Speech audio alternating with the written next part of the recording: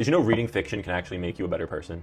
So traditionally when you're faced with some dilemma, you want to turn to like moral philosophy. But in practice, it's like super abstract and not really helpful. It's like, what do you mean I have to act on that maxim that I can will to be universal law? Like what the For most people, virtue ethics is a little more practical. It tells you to focus on being the right kind of person such that the right actions naturally flow. Like just focus on being courageous and prudent and all these things. But it's still pretty abstract. My favorite version of thinking morally and thinking rationally is instead to think with archetypes. What does that mean?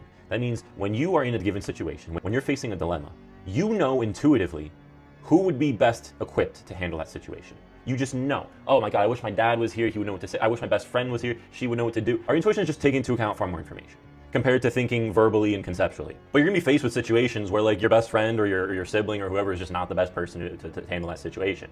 And this is where fiction comes in. This is where mythology comes in. Because especially the older stories that have actually lasted for hundreds or even thousands of years, there's something to them. There's something to the archetypical type of person, the characters in these stories that really resonates with us. Because the situations they navigate are situations we often find ourselves in. These are situations like leaving home, the hero's journey, chasing a dream. And so what happens is when you're reading fiction, when you're studying mythology, you start to download all these different types of guys, types of people that you can then leverage when you're in a dilemma and say, this situation calls for wisdom. What would Odysseus do? Or this situation calls for love. What would Jesus do? And for me, this is way more practical because what this does is it leverages our theory of mind. We're social creatures. We're really good at predicting what someone would do in a certain situation. So if you read enough, if you download all these archetypes, you download all these genres of people, then whenever you're faced with a situation, you go, who would be best equipped for this situation? This person. What would they do? And you'll immediately know what to do next.